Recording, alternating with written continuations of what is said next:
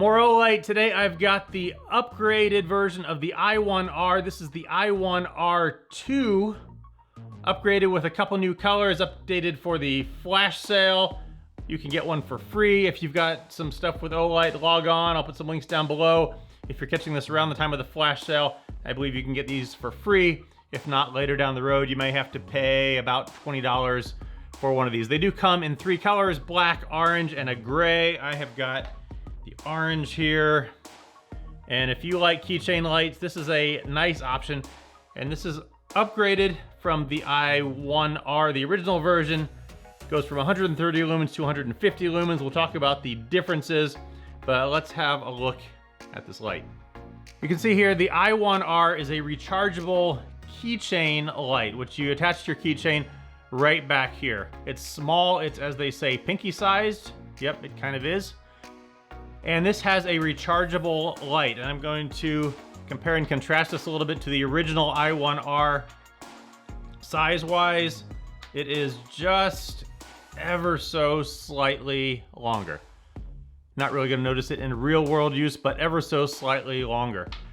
The differences in the charging is that the original i1R, you had to take all the way apart to plug in, or at least most of it, yeah, take it all the way apart to get to the plug right there, the port. Whereas the i1R2, you unscrew it, and there is this little spring-like mechanism here. And right there, you plug in a micro USB cable. It would be nice if it was USB-C, but micro USB, and they actually include this micro USB cable. And I looked at this thing, and obviously micro USB there that you would plug right into here this way. But then I said, what is this other end? I have never seen anything like that before. It's just this flat little, this is what I'm used to having to plug in. And then I thought, well, I wonder if this plugs in to the USB slot. And sure enough, plugs right in. Kind of makes you wonder why regular USB cables are not like this, because you're less likely to screw this one up. Just plugs right in there, and then it charges. This will light up red while it's charging and goes to green when it's fully charged.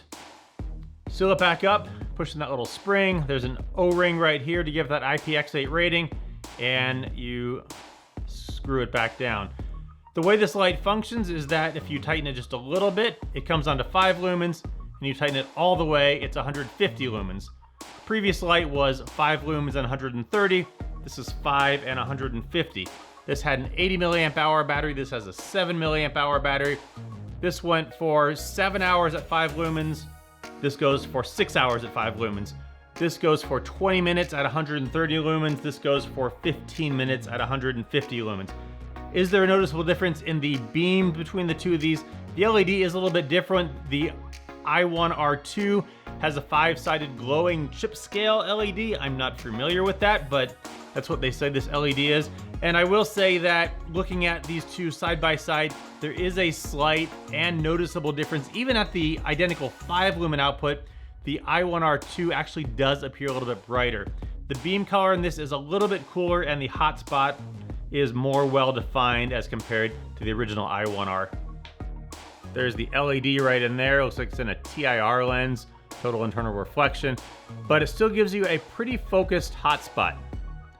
And at 150 lumens, this is actually pretty bright, and for its size, again, pinky finger size, it's actually surprisingly bright, again, for its size. So if you need a small keychain light, the i1R2 is a great size and a great option and brightness, and get it for free while you can during the flash sale. Check one out.